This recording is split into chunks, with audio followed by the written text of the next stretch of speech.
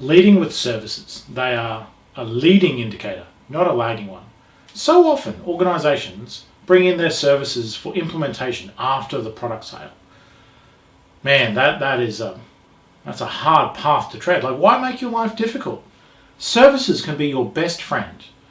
Now, in a technology space or in any sort of business where there's a recurring revenue or a subscription, services are typically not renewable, and so they're often the second item in terms of a salesperson's quota attainment plan, or the way in which they view the deal. They think, I get paid on product, and maybe services is at a lower multiple, or maybe they don't get paid on services at all. Good salespeople, even in the face of no compensation or quota retirement on services, understand that leading with services actually makes their product easier to sell, easier to buy, more sticky, whether it's a recurring subscription model or like a once-off purchase. So the reason for this is, if you can get the right people in front of your right people, in front of the right people at the customer at the right time, that know more, that can provide deeper insight, and not just the technical person in the product, but some form of architect or designer or senior engineer or whomever, right? You are much more likely to succeed. And so what I have found super successful, and this strategy is built upon direct feedback from customers and has evolved over time, is before you do any form of pilot, or when you're asked to do a proof of concept, or ideally even earlier, you've had a couple of meetings and you've discussed and there's interest, right? Don't position technology. Position a workshop where your experts can come in and discuss with the customer a number of things. There's a couple of nuggets here that are invaluable. Certainly in larger organizations, if you've done your homework, you know who all these teams are that are going to be impacted, whether they're involved in the decision-making process or not. There are more people who can say no than can say yes. But in those larger organizations, often, they don't all know each other. So if you can be the one that brings them together and facilitates that, your position in that organization is immediately strengthened. Now, the process that I've found to be the most successful is this sort of workshop, and there's two components or two streams. One is simply to help the customer realize what their real pain is, prioritize the actions. Like, there might be multiple competing pains from different stakeholders. They prioritize those and they agree on what the impact and the payoff will be. And now it's them telling you, and you can use that as the foundation of a business case. You've now got a report that is based on them. Like, these are not your numbers. It's very difficult to contest that this is a workshop we ran with your people, Mary, that you said this. Like, this is not us. This is what the team has come back with. Now, sometimes, many times, often, what will come out of that is a realization that what they thought they needed or what they thought their pain was may not be the number one thing. And so there's a lot of skills and tricks in making sure you avoid the hippo or the highest paid opinion in the room, and there's techniques to how you manage and execute these sort of workshops. But that's another story that maybe I'll do a video on that. The other thing that I've also found exceptionally powerful is a staged process where you have a senior expert come in and they give here's an overview of the industry at the minute. It's short, and here's where we see things are going. Here's what, from our conversations, we think is relevant. And then you shut up.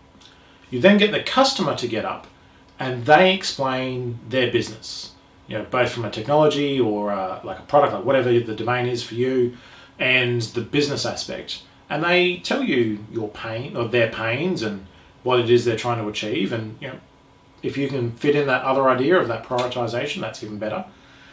And then you've already painted a picture of what's possible, and you've got where they are, and you can help them cross the chasm. Popular book. Good idea to read it.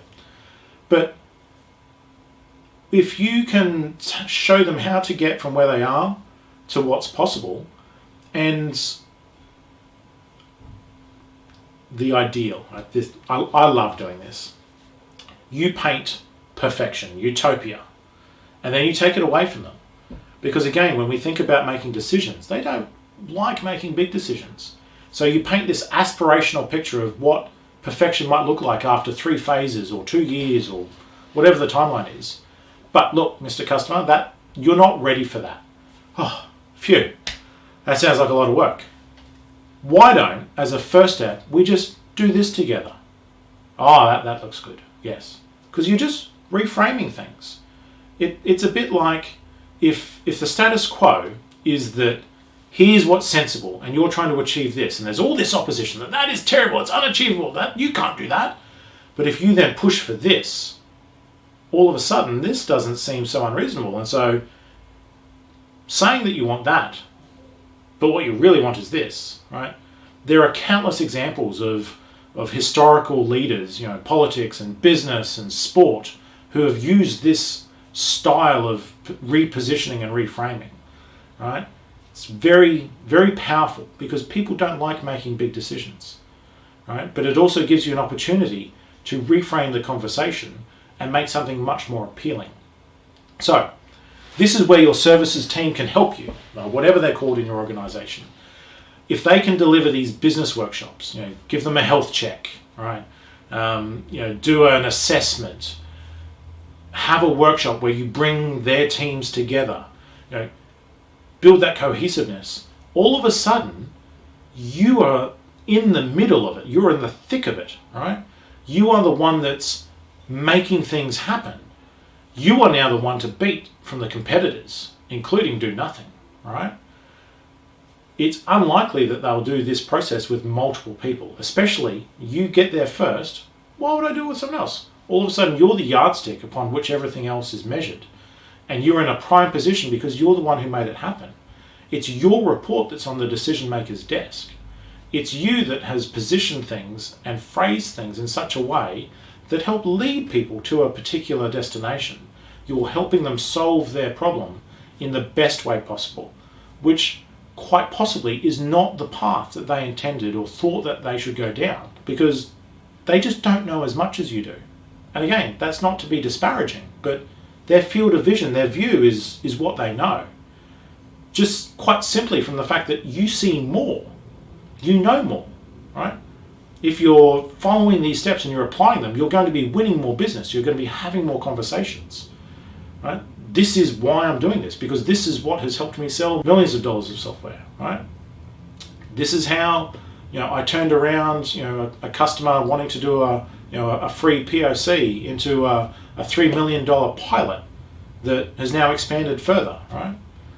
So the way I did that was by positioning this style of workshop, right? This discovery session, this whatever you want to call it, right? Whatever sort of language works in your industry, right? But bring people together, form that bond, like those interpersonal relationships. Be their friend, teach them something, right? Show them the possible, and then just pull them back a bit and show them what is realistic as a next step, right? Lead with services. Even if you don't get paid on them, they'll make selling your product much easier.